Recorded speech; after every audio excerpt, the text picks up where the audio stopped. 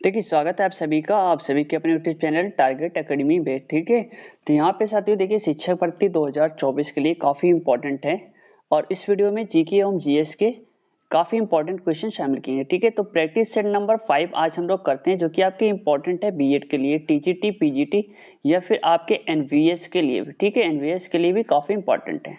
साथ में all exam के लिए आपकी सुपर टेट हो या फिर सी टेट हो। ठीक है, सीटेट के लिए भी काफी इंपॉर्टेंट है। तो 2024 का ये प्रैक्टिस सेट आपके सामने है और अभी से तैयारी कर दीजिएगा। ठीक है, तो इसमें हमने साथियों टॉप इंपॉर्टेंट क्वेश्चन शामिल किए गए हैं, जो कि आपकी नई शिक्षक भर्ती परीक्षा पे आधारित है। आप किसी भी स्टेट से हैं, तैयारी कर रहे हैं, सभी के लिए काफी इंपॉर्टेंट हो जाएगी। फिलहाल आपके जीके एवं जीएस के और साथ में आपके हिंदी के क्वेश्चन इस वीडियो में शामिल किए गए हैं। ओके, सो वीडियो को फुल वॉच करिएगा। चलिए देखते हैं यहाँ पे पहला क्वेश्चन कौन सा होगा। देखिए, पहला क्वेश्चन है शिक्षक भर्ती परीक्षा 2024 का, जो कि आपकी स्क्रीन के सामने है। उगते हुए सूरज का देश किसे कहा जाता है? ठीक है, तो यहाँ पे 4 ऑप्शन दिया है, म्यांमार, जापान, भारत या फिर नॉर्वे। देखिए, यहाँ पे राइट ऑप्शन होगा ऑप्शन बी के साथ चलेंगे हम लोग, जापान यहाँ पे राइट ऑप्शन होगा। ठीक है, और हाँ, यहाँ पे देखिए ये प्रशांत महासागर में स्थित है। कहाँ पे स्थित है जापान? तो आंसर होना चाहिए प्रशांत महासागर में। ठीक है, प्रशांत महासागर में स्थित है। ओके, यहाँ पे ध्यान देना। और जापान को और क्या कहते हैं? तो जापान को निप्पॉन भी कहते हैं। ठीक है, क्या कहते हैं?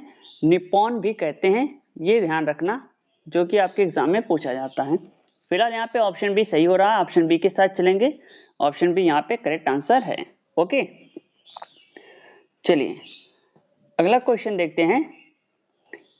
विश्व शिक्षक दिवस कब मनाया जाता है?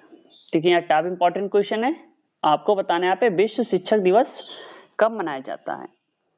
तो साथियों यहाँ पे ऑप्शन ए के साथ चलते हैं, 5 अक्टूबर को विश्व शिक्षक दिवस मनाया जाता है। ठीक है, और इसलिए मनाया जाता है कि इसी दिन, डेट याद रखिएगा, 1966 ईस्वी में किसकी स्थापना हुई थी? और स्थापना हुई थी अंतरराष्ट्रीय श्रम संगठन की। ठीक है, और इसी की सिफारिश पे क्या ये 1994 से मनाया जाने लगा। कब से मनाया जाता है? वो मनाया जाता है आपके 1994। ठीक है, डेट अगर पूछे तो 1994 राइट ऑप्शन होगा और सिफारिश हुई थी 1966 में। ठीक है, और डेट है आपके 1994। ऑप्शन बी के साथ रहिएगा, ऑप्शन बी यहाँ पे करेक्ट आंसर है। देखिए, इसके अलावा किसी को आंसर मालूम होगा, ठीक है, अगर आप सीटेट की तैयारी कर रहे हैं या फिर आप यूपी टेट की तैयारी कर रहे हैं, तो फिर काफी इंपॉर्टेंट वीडियो। ठीक है, जीके एवं जीएस के लिए। चलिए अगला क्वेश्चन है, किसके द्वारा खालसा पंथ की स्थापना की गई थी? ठीक है, खालसा पंथ काफी फेमस है। तो साथियों यहाँ पे देखिए ऑप्शन बी के साथ चलना। ठीक है, गोविंद सिंह द्वारा खालसा पंथ की स्थापना की गई थी। ठीक है, और ये कब किया था? ये डेट काफी इंपॉर्टेंट है, 1999 में। ठीक है, सॉरी 1999 में इसकी स्थापना की गई थी। ओके, किसके द्वारा? गुरु गोविंद सिंह द्वारा। ओके, और किस दिन की गई थी? तो ये बताना साथियों, वैशाखी वाले दिन। ठीक है, वैशाखी वाले दिन इसकी स्थापना की गई थी। काफी इंपॉर्टेंट है, वैशाखी वाले दिन में। तो ऑप्शन बी के साथ चलिएगा, ऑप्शन बी यहाँ पे करेक्ट आंसर होगा। ओके, चलिए अगला क्वेश्चन है, भाखड़ नागर परियोजना किस नदी पर स्थित है? ठीक है, यहाँ पे बताना है भाखड़ नागर परियोजना किस नदी पर स्थित है। ठीक है, क्वेश्चन नंबर 4। तो साथियों यहाँ पे ऑप्शन बी के साथ चलिएगा, सतलज राइट ऑप्शन होगा। ठीक है, सतलज नदी पे स्थित है और ये देखिए यहाँ पे सहायक क्या है? पंजाब, ठीक है, पंजाब, हरियाणा, यहाँ पे हरियाणा, साथ में राजस्थान। ठीक है साथियों, राजस्थान, इसकी संयुक्त परियोजना है। कौन सी? भाखड़ नागर परियोजना क्या है? इन 3 स्टेट की संयुक्त परियोजना कहलाती है। ठीक है, जो कि कहाँ पे स्थित है? सतलज नदी पे स्थित है। तो ऑप्शन बी के साथ रहिएगा, ऑप्शन बी यहाँ पे करेक्ट आंसर है। चलिए साथियों अगला क्वेश्चन है आपकी स्क्रीन के सामने, जैनवाद के अनुसार कितने तीर्थंकर हैं? ठीक है, तो साथियों यहाँ पे ध्यान देना, ऑप्शन ए 24 तीर्थंकर यहाँ पे राइट ऑप्शन होगा। ठीक है, 24 तीर्थंकर हैं अच्छा, 24वें तीर्थंकर का नाम अगर पूछेगा साथियों तो यहाँ पे बताना महावीर स्वामी। ठीक है, कौन थे? वो थे महावीर स्वामी। ये कई बार क्वेश्चन पूछा गया है, तो महावीर स्वामी थे 24वें तीर्थंकर। और पहले कौन थे? ऋषभदेव। ऑप्शन ए यहाँ पे करेक्ट आंसर होगा।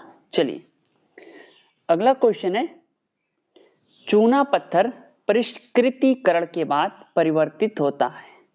देखिए यहाँ पे नाम सुना होगा चूना पत्थर के बारे में, तो साथियों यहाँ पे ऑप्शन ए के साथ चलेंगे। ऑप्शन ए यहाँ पे करेक्ट आंसर होगा, यानी मार्बल। ठीक है, मार्बल या संगमरमर क्या है कि एक कायांतरित चट्टान है, जो कि क्या है कि चूना पत्थर के कायांतरण के परिणाम है। ठीक है, कायांतरण के बाद क्या है, चूना पत्थर के मार्बल बनता है। ठीक है, किसके बाद? कायांतरण होने के बाद। ओके, ध्यान देना, काफी इंपॉर्टेंट है ये क्वेश्चन। चलिए यहाँ पे ऑप्शन ए के साथ रहिएगा, ऑप्शन ए यहाँ पे करेक्ट आंसर हो रहा है। चलिए अगला क्वेश्चन है, भारत का राष्ट्रपति राज्यसभा के लिए कितने सदस्य मनोनीत करता है? देखिए यहाँ पे जब भी बात होगी राज्यसभा के बारे में तो आपका आंसर ऑप्शन ए के साथ रहना चाहिए। ठीक है, 12। अगर बात होगी लोकसभा में, ठीक है, लोकसभा के बारे में अगर बात होगी तो लोकसभा में ये 2 सदस्यों को मनोनीत करता है। ठीक है, कौन? राष्ट्रपति। फिलहाल यहाँ पे ऑप्शन ए करेक्ट आंसर होगा, ऑप्शन ए के साथ रहना। ओके, चलिए अगला क्वेश्चन है, निम्नलिखित में से चौथा खंबा किससे संबंधित है? देखिए पहला तो है आपका न्यायपालिका, विधायिका और कार्यपालिका। ठीक है, ये 3 खंबे होंगे हैं, प्लस एक खंबा और यहाँ पे है, वो है आपका प्रेस की स्वतंत्रता का, जिसको चौथा खंबा कहा जाता है। ठीक है, तो यहाँ पे चौथा खंबा किससे संबंधित है? प्रेस से। ओके, प्रेस अगर हमारी मीडिया बिकाऊ नहीं होगी तो काफी इंपॉर्टेंट है, अच्छा रोल यहाँ पे निभाएगी। फिलहाल ऑप्शन बी के साथ चलेंगे, ऑप्शन बी यहाँ पे करेक्ट आंसर होगा। चलिए अगला क्वेश्चन है, भारतीय नेपोलियन किसे कहा जाता है? ठीक है, तो यहाँ पे ध्यान देना, ऑप्शन सी के साथ चलेंगे, ऑप्शन सी करेक्ट आंसर होगा। यानी भारतीय नेपोलियन की संज्ञा किसे दी गई है? समुद्रगुप्त को दी गई है। ठीक है, काफी इंपॉर्टेंट है, समुद्रगुप्त को यहाँ पे दी गई है और भारत का नेपोलियन ने कहा गया है। और इनकी विजय का जो वर्णन है हरिसेन ने प्रयाग प्रस्तुति लेख में किया है। ठीक है, किसने किया है? वो किया था हरिसेन ने। ठीक है, हरिसेन काफी इंपॉर्टेंट नाम सुना होगा, हरिसेन ने किया था। ठीक है, किसने किया था साथियों? हरिसेन ने किया था। ऑप्शन सी के साथ रहिएगा, ऑप्शन सी यहाँ पे करेक्ट आंसर होगा। चलिए अगला क्वेश्चन है, रेटिनॉल का सामान्य नाम क्या है? देखिए यहाँ पे ऑप्शन सी के साथ चलिएगा, ऑप्शन सी यानी विटामिन ए को रेटिनॉल का कहा जाता है। ठीक है, और इसकी कमी से कौन सा रोग होता है? ये देखिए आंखों के लिए काफी इंपॉर्टेंट है, और इसकी कमी से कौन सा रोग है? ठीक है, अगर कमी हो जाए कौन सा रोग है तो रोग हो जाएगा रतौंधी। ठीक है, रतौंधी रोग होता है। ठीक है, जो कि रातों को नहीं दिखाई देता, उसे रतौंधी रोग कहते हैं, इसकी कमी से, विटामिन ए की कमी से। चलिए अगला क्वेश्चन है, संविधान के किस अनुच्छेद में निर्वाचन आयोग के विशेषाधिकार निहित है? ठीक है, क्वेश्चन नंबर 11 को हम लोग करेंगे, तो यहाँ पे चलिएगा ऑप्शन डी के साथ, ऑप्शन डी सही होगा, आर्टिकल 324 राइट ऑप्शन होगा। ठीक है, फिलहाल इतना ही काफी है, ऑप्शन डी यहाँ पे सही होगा। चलिए फटाफट अगला क्वेश्चन करते हैं हम लोग, पोंगल त्योहार किस प्रदेश से संबंधित है? तो साथियों यहाँ पे ऑप्शन ए के साथ चलना। ठीक है, तमिलनाडु राइट ऑप्शन होगा। पोंगल त्योहार तमिलनाडु का एक प्रमुख त्योहार है, समझ रहे हैं ना। और ये 14 कब मनाया जाता है साथियों? 14 से 15 जनवरी के बीच मनाया जाता है। ठीक है, 14 से 15 जनवरी के बीच मनाया जाता है, और ये फसल कटाई का उत्सव है। ठीक है, किसका साथियों? ये है फसल कटाई का उत्सव। ठीक है, फसल कटाई का उत्सव, यानी फसल कटने के बाद क्या है, ये उत्सव मनाया जाता है। कौन सा उत्सव? पोंगल त्योहार। ठीक है, पोंगल त्योहार कहाँ पे मनाया जाता है? ये आपके तमिलनाडु में। ठीक है, तमिलनाडु में मनाया जाता है। ठीक है, ध्यान देना। फिलहाल ऑप्शन ए के साथ चलेंगे, ऑप्शन ए यहाँ पे करेक्ट आंसर होगा। चलिए अगला क्वेश्चन है, जापान की संसद का क्या नाम है? देखिए यहाँ पे राइट ऑप्शन होगा, ऑप्शन सी के साथ चलेंगे, डाइट राइट ऑप्शन होगा। ठीक है, इतना काफी इंपॉर्टेंट है, इसमें इतने ही काफी क्वेश्चन पूछेंगे। चलिए नेक्स्ट क्वेश्चन है, निम्नलिखित में से ओमान की राजधानी कहाँ पे है? क्वेश्चन नंबर 14 का यहाँ पे राइट ऑप्शन देखना है, ओमान की राजधानी कहाँ पे है? तो यहाँ पे ऑप्शन डी के साथ चलेंगे, मस्कत ओमान की राजधानी है, ठीक है। अच्छा, ये देखिए अरब प्रायद्वीप के पूर्व दक्षिण में स्थित है, ठीक है। जो अरब प्रायद्वीप है उसके पूर्व दक्षिण में स्थित है कौन? ओमान, ठीक है, पूर्व दक्षिण में स्थित है। और ये कहाँ पे पड़ता है? ये अरब प्रायद्वीप में पड़ता है, ठीक है, अरब प्रायद्वीप में। कई बार यहाँ से क्वेश्चन पूछते हैं और मिस हो जाता है, अरब प्रायद्वीप में ये पड़ता है। तो ऑप्शन डी के साथ रहिएगा, यहाँ पे ऑप्शन डी करेक्ट आंसर होगा। चलिए नेक्स्ट क्वेश्चन है, बिहू निम्नलिखित में से किस राज्य का प्रमुख त्योहार है? यहाँ पे डायरेक्ट बात हो रही है बिहू के बारे में। देखिए यहाँ पे ऑप्शन ए के साथ चलेंगे, असम यहाँ पे राइट ऑप्शन होगा।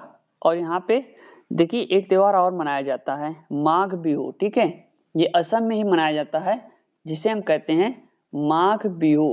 ओके, माघ बिहू ये कब मनाया जाता है? ये मनाया जाता है आपके जनवरी महीने में, ठीक है, जनवरी में इसको माघ बिहू को मनाते हैं। फिलहाल ऑप्शन ए के साथ रहिएगा, यहाँ पे ऑप्शन ए करेक्ट आंसर होगा। चलिए अगला क्वेश्चन है, संविधान के किस अनुच्छेद में मौलिक कर्तव्य का वर्णन किया गया है? देखिए यहाँ पे ऑप्शन बी के साथ हम लोग रहेंगे, ठीक है। आर्टिकल 51A में क्या है? मौलिक कर्तव्य का वर्णन किया गया है। और इसे कब किया गया था? इसे किया गया था 42वें संविधान संशोधन 1976 के द्वारा, ठीक है। 1976 में क्या है? मौलिक कर्तव्य जोड़े गए। इसको कहाँ से हमने लिया है? इसको हमने लिया है रूस से, ठीक है। अगर यहाँ पे बात करें मौलिक अधिकार, ठीक है, यानी फंडामेंटल राइट्स, मौलिक अधिकार हमने कहाँ से लिया है? तो साथियों मौलिक अधिकार हमने लिया है अमेरिका से, ठीक है। कहाँ से लिया है? इसको लिया है हमने अमेरिका से, ठीक है। तो यहाँ पे ऑप्शन बी के साथ रहिएगा, ऑप्शन बी यहाँ पे करेक्ट आंसर हो रहा है। चलिए अगला क्वेश्चन है, विटामिन सी की कमी से होने वाला रोग कौन सा है? देखिए अगर किसी को विटामिन सी की कमी हो जाए तो उससे कौन सा रोग हो सकता है? तो ऑप्शन सी के साथ रहिएगा, स्कर्वी रोग हो सकेगा, ठीक है। इसमें होता क्या है? कमजोरी हो जाती है। पहला लक्षण क्या है? कमजोरी, ठीक, थकान, इसमें थकान भी होती है, ठीक है। और ये मिलता किस में है? ये नींबू में, साथ में आंवला में पाया जाता है, ठीक है। किसमें? आंवला में ये पाया जाता है। आंवला सबसे ज्यादा कहाँ पे होता है? तो सबसे ज्यादा साथियों ये होता है आपके प्रतापगढ़ में, ठीक है। प्रतापगढ़ में आंवला सबसे ज्यादा होता है, जो कि उत्तर प्रदेश में स्थित है, ठीक है साथियों। तो ऑप्शन डी के साथ रहिएगा, यहाँ पे ऑप्शन डी सही होगा। चलिए अगला क्वेश्चन है, भारत में सबसे पुराना ग्रंथ कौन सा है? सबसे पुराने ग्रंथ के बारे में यहाँ पे देखिए बात हो रही है। तो साथियों यहाँ पे ऑप्शन डी के साथ रहिएगा, ऋग्वेद सबसे पुराना ग्रंथ है। और इसमें कितने हैं? इसमें 10 मंडल हैं, ठीक है, 10 मंडल हैं और 128 रचनाएं हैं। 128 रचनाएं किसमें? ऋग्वेद में। तो ऑप्शन डी के साथ रहिएगा, ऑप्शन डी यहाँ पे करेक्ट आंसर है। चलिए पहले साथियों अगला क्वेश्चन है, राष्ट्रीय प्रतिरक्षा संस्थान कहाँ पर स्थित है?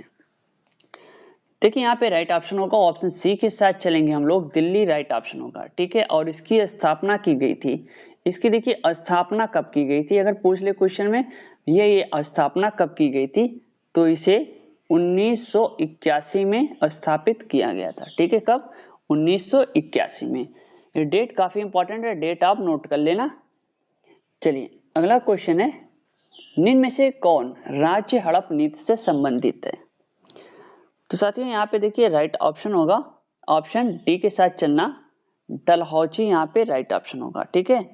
ये राज्य हड़प नीति का प्रायोजक था और इसने जो सबसे पहले जो राज्य को हड़पा था उसमें आपका हो गया अवध, ठीक है, अवध। उसके बाद सतारा, यहाँ पे सतारा हो गया।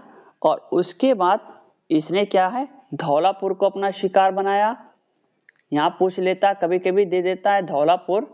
उसके बाद झांसी को इसने अपना शिकार बनाया, ठीक है। साथ में इसने उदयपुर का भी शिकार बनाया, ठीक है, उदयपुर। इस तरह से इसने मिलाया है। तो इंपॉर्टेंट है अवध, सतारा, धौलापुर, ये 3 याद कर लेना, ये काफी इंपॉर्टेंट हो जाएगी, ठीक है, अगर कहीं अदर से ये क्वेश्चन पूछेगा तो। तो ऑप्शन डी के साथ चलेंगे, ऑप्शन डी यहाँ पे राइट ऑप्शन होगा। चलिए अगला क्वेश्चन है, सोमनाथ मंदिर पर आक्रमण किसने किया था? देखिए सोमनाथ मंदिर पर आक्रमण किसने किया था? तो यहाँ पे राइट ऑप्शन होगा, ऑप्शन डी के साथ चलेंगे, महमूद गजनबी ने किया था। देखिए इन्होंने आक्रमण कब किया था? तो 1025 ईस्वी में आक्रमण किया था। इसका मकसद क्या था? ठीक है, आक्रमण का मकसद क्या था? तो मकसद क्या था? मकसद था कि धन को लूटना। ठीक है, धन को लूटना, इसका यही मकसद था इस मंदिर के पीछे आक्रमण करने का। कब किया था? 1025 ईस्वी में। चलिए अगला क्वेश्चन है, सांख्य दर्शन का प्रतिपादक किसे माना जाता है? ठीक है, सांख्य दर्शन का प्रतिपादक किसे माना जाता है? तो साथियों यहाँ पे ऑप्शन सी के साथ रहिएगा, कपिल राइट ऑप्शन होगा। ठीक है, कितने लोगों का आंसर सही हो रहा है वो हमें कमेंट बॉक्स में कमेंट करके जरूर बताइएगा। ठीक है, कमेंट करके जरूर बताइएगा और अपना नाम, देखिए अपना नाम भी क्या है कमेंट बॉक्स में कमेंट करके बताइएगा और किस चीज की आप तैयारी कर रहे हैं और किस स्टेट से हैं। ओके, फिलहाल ऑप्शन सी के साथ रहिएगा, ऑप्शन सी यहाँ पे करेक्ट आंसर होगा। चलिए अगला क्वेश्चन है, प्रसिद्ध पुस्तक poverty and British rule in India के लेखक कौन है? देखिए यहाँ से आपके जीके एवं जीएस के जितने भी क्वेश्चन होंगे, ठीक है, वो कवर कराए जाएंगे। साथ में आपके हिंदी के क्वेश्चन भी पूछे जाते हैं, हिंदी के भी क्वेश्चन इस वीडियो में कवर कराए जाएंगे और साथ में आपके करंट अफेयर्स के जितने भी करंट अफेयर्स के क्वेश्चन है उनको भी हम लेकर आएंगे। तो आपकी शिक्षक भर्ती परीक्षा के लिए ये 3 इंपॉर्टेंट जो चीजें हैं वो इस वीडियो में कंप्लीट होती रहेंगी और तैयारी अभी से कर दीजिए, क्योंकि 2 महीने के बाद, ठीक है, 2 महीने के बाद आपकी शिक्षक भर्ती की परीक्षा यानी शिक्षक भर्ती का ऑनलाइन सुना शुरू हो जाएगा। ठीक है, चलिए यहाँ पे देखिए ऑप्शन ए के साथ रहिएगा, दादा भाई नेरोजी राइट ऑप्शन होगा क्वेश्चन नंबर 23 का। ठीक है, काफी इंपॉर्टेंट है। और एक क्वेश्चन यहाँ पे नोट कर लेना कि ये जो है 1886 और 1893, ठीक है, 1893 और 1906 में यहाँ पे ये भारतीय राष्ट्रीय कांग्रेस के अध्यक्ष थे। ठीक है, यानी कांग्रेस के अध्यक्ष के पद में ये नियुक्त किए गए थे। ठीक है, तो ऑप्शन ए के साथ रहिएगा, ऑप्शन ए यहाँ पे करेक्ट आंसर होगा। चलिए अगला क्वेश्चन है, देखिए अगला क्वेश्चन जो कि आपके हिंदी से है। ठीक है, शशक का पर्यायवाची शब्द कौन सा है? शशक नाम सुना है आपने? तो यहाँ पे देखिए हम चलेंगे ऑप्शन ए के साथ, खरगोश राइट ऑप्शन होगा। देखिए एक बात, अगर यहाँ पे गांव में बोलते हैं खरहा, ठीक है, खरहा भी बोलते हैं, ठीक है, गांव में, तो खरहा भी खरगोश का पर्यायवाची शब्द है। अगर इसके अलावा किसी को और पर्यायवाची शब्द मालूम है खरगोश का तो नीचे हमारे कमेंट बॉक्स में कमेंट करके बताएगा। ठीक है, कमेंट करके बताइएगा साथियों, काफी इंपॉर्टेंट है, तैयारी अभी से चालू रखिए। फिलहाल ऑप्शन ए के साथ चलेंगे, ऑप्शन ए यहाँ पे करेक्ट आंसर होगा। चलिए अगला क्वेश्चन है क्वेश्चन नंबर 25। यहाँ पे देखिए गंगा गए गंगादास और जमुना गए जमुनादास, इस लोकोक्ति का सही अर्थ क्या होगा? तो साथियों यहाँ पे ऑप्शन डी के साथ चलेंगे, अवसरवादी होना। ठीक है, यानी ऑप्शन डी यहाँ पे करेक्ट आंसर होगा। फिलहाल ऑप्शन डी यहाँ पे लॉक करना, ऑप्शन डी यहाँ पे सही है। जितने भी हमारे शिक्षक भर्ती परीक्षा की तैयारी करने वाले बच्चे हैं वो जरूर इस वीडियो को देखेंगे। ठीक है, चलिए अगला क्वेश्चन है, निम्नलिखित में से सूर्य का पर्यायवाची शब्द नहीं है। अब देखिए यहाँ पे नहीं शब्द लगा है, ठीक है, बताना है आपको, यानी कौन सा सूर्य का पर्यायवाची शब्द नहीं है। देखिए भास्कर ये तो सूर्य का पर्यायवाची शब्द है, दिवाकर भी सूर्य का होगा और सविता भी। ठीक है, तो कौन सा नहीं है? मयंक। मयंक किसका है? मयंक क्या है? चंद्रमा का। ठीक है, मयंक चंद्रमा का पर्यायवाची शब्द है। सभी को मालूम है? अगर जिसको ना मालूम हो तो कमेंट बॉक्स में हमें कमेंट करके बता देगा। ओके, तो यहाँ पे ऑप्शन बी के साथ चलेंगे, ऑप्शन बी करेक्ट आंसर होगा क्वेश्चन नंबर 26 का, क्योंकि चंद्रमा जो है वो मयंक जो है चंद्रमा का पर्यायवाची है, सूर्य का पर्यायवाची नहीं है। चलिए अगला क्वेश्चन है, प्रत्येक का संधि विच्छेद क्या होगा? देखिए प्रत्य में प्लस एक जोड़ दें, प्रत्येक होगा नहीं।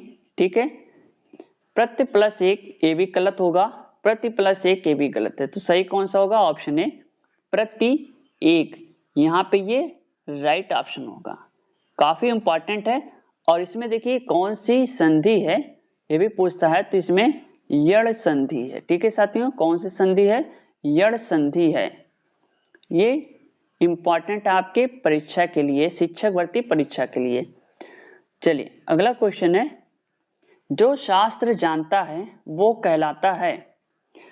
तो साथियों यहाँ पे राइट ऑप्शन होगा ऑप्शन बी के साथ चलेंगे, सशस्त्र राइट ऑप्शन होगा। ठीक है, क्वेश्चन नंबर 28 का यहाँ पे ऑप्शन बी करेक्ट आंसर है। चलिए अगला क्वेश्चन है, पुराण में इक प्रत्यय लगाने से कौन सा शब्द बनता है? देखिए अगर पुराण है और उसमें हम इक प्रत्यय लगा दें, कौन सा शब्द बनेगा? पौराणिक, ये तो यहाँ पे अशुद्धि है, पुराणिक ये भी अशुद्धि है, पौराणिक ये भी अशुद्धि होगी। तो यहाँ पे ऑप्शन ए पौराणिक यहाँ पे राइट ऑप्शन होगा। ठीक है, क्योंकि इसमें अशुद्धि नहीं है।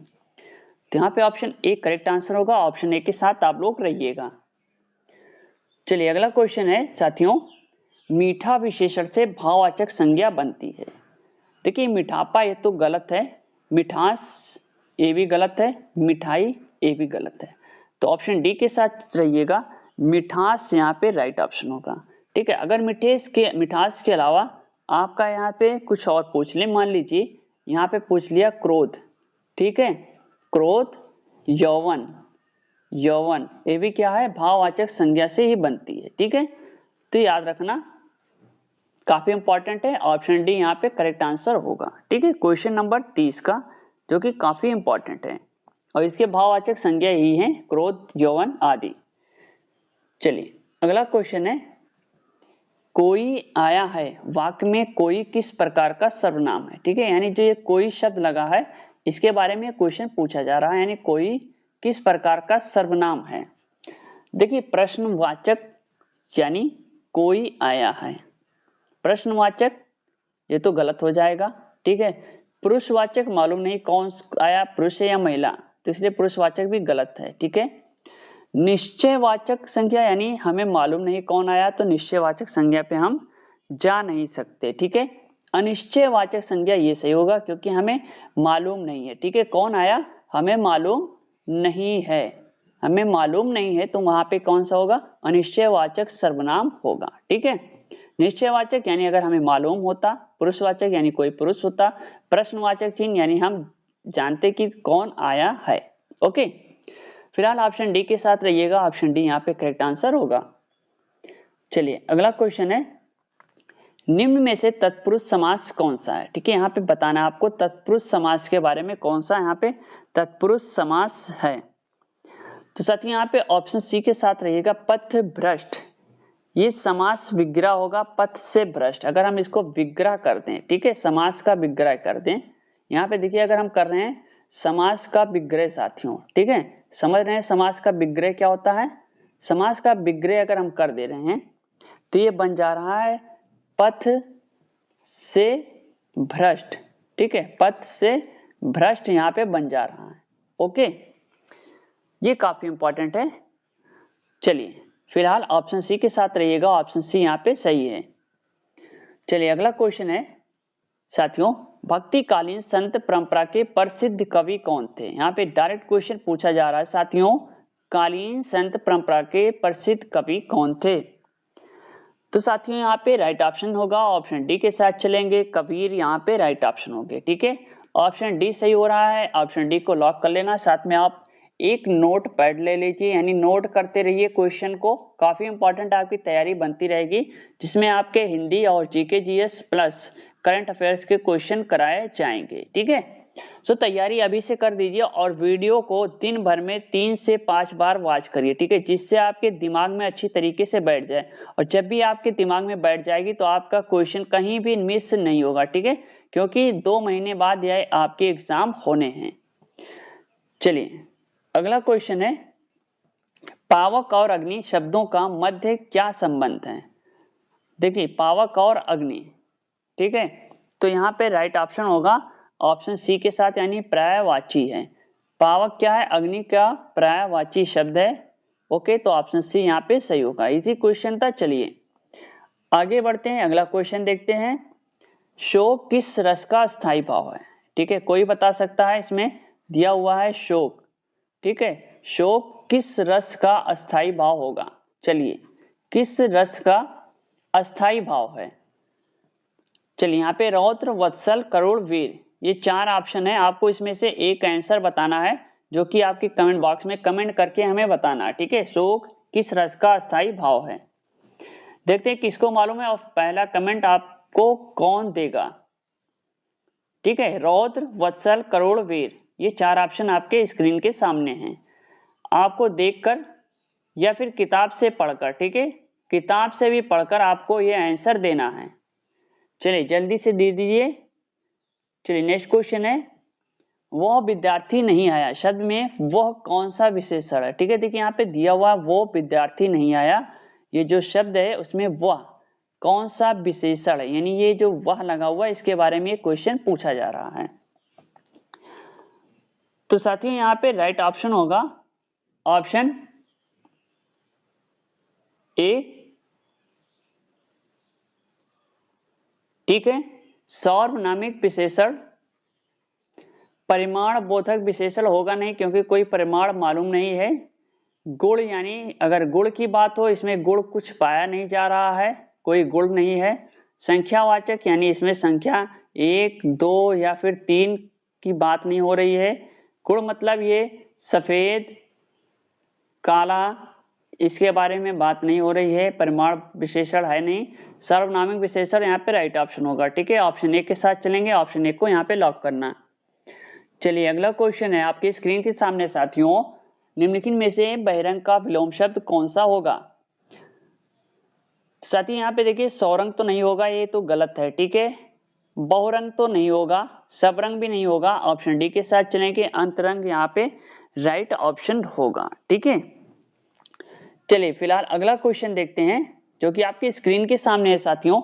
तुरंग शब्द का पर्यायवाची शब्द कौन सा है? ठीक है साथियों, बताना है यहाँ पे तुरंग शब्द का पर्यायवाची शब्द कौन सा होगा। देखिए ऑप्शन बी के साथ चलेंगे, वच्ची मतलब घोड़ा, ठीक है, यानी घोड़ा। तुरंग मतलब क्या हुआ? घोड़ा हुआ, तो घोड़ा का ये पर्यायवाची शब्द है। साथ में कुछ और भी हैं जिसे हम अश्व कहते हैं, है कहते हैं पर्यायवाची, और कहते हैं साथियों घटक, ठीक है, घटक भी कहते हैं, जो कि आपके तुरंग यानी घोड़े शब्द, घोड़े का पर्यायवाची शब्द है। एक और आता है सैंधो नाम से, ठीक है, कई बार पूछता है सैंधो, तो सैंधो भी क्या है? घोड़े का पर्यायवाची शब्द है। फिलहाल ऑप्शन बी के साथ रहिएगा, यहाँ पे ऑप्शन बी करेक्ट आंसर होगा। चलिए प्यारे साथियों अगला क्वेश्चन है, निम्नलिखित शब्दों में स्त्रीलिंग शब्द कौन सा होगा? देख क्वेश्चन नंबर 39, तो यहाँ पे ऑप्शन डी के साथ चलेंगे, डोर, क्या ये स्त्रीलिंग शब्द है? जबकि ये तीनों कौन सा है? ये तीनों आपके पुल्लिंग शब्द में आएंगे। कौन से शब्द में आएंगे? ये आ जाएंगे आपके पुल्लिंग शब्द, ठीक है, पुल्लिंग शब्द होगा। चलिए फिलहाल स्त्रीलिंग शब्द कौन सा है? डोर, और ऑप्शन डी के साथ रहेगा, ऑप्शन डी यहाँ पे करेक्ट आंसर होगा। चलिए अगला क्वेश्चन है, निम्नलिखित वाक्यों में एक में सकर्मक क्रिया का प्रयोग हुआ है। अब यहाँ पे देखना, ये 4 जो ऑप्शन दिए हुए हैं इनमें से कौन सा सकर्मक क्रिया का प्रयोग हो रहा है। फिलहाल चलिए यहाँ पे बात कर रहे हैं, लड़की सिल रही है, इसमें सकर्मक क्रिया का प्रयोग नहीं हुआ क्योंकि यहाँ पे क्रिया के सोने का कर्म नहीं है, ठीक है, क्रिया का कर्म नहीं है, तो लड़की सिल रही है ये ऑप्शन गलत होगा। राम सो रहा है ये ऑप्शन सही होगा, ठीक है, तो ऑप्शन बी यहाँ पे करेक्ट आंसर होगा क्वेश्चन नंबर 40 का, ठीक है। अच्छा, आप लोग कमेंट बॉक्स में हमें कमेंट करके बताइए, अगर इस क्वेश्चन को हम 80 पे लेके आए, ठीक है, 80 क्वेश्चन करवाएं तो कोई दिक्कत तो नहीं होगी आप लोगों को। चलिए आप यहाँ पे कमेंट बॉक्स में हमें कमेंट करके जरूर बताइएगा, ठीक है।